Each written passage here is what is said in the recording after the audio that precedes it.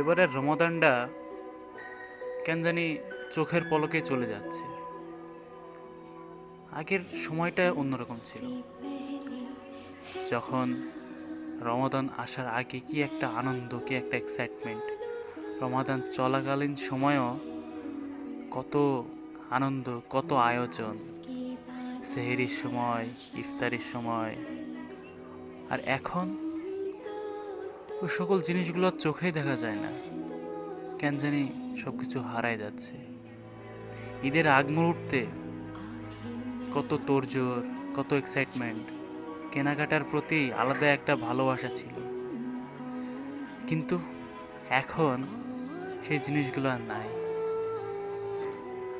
আপনাদেরও কি মনে হচ্ছে যে এই রমাদানে কোনো কিছুর কমতি অনুভব হচ্ছে?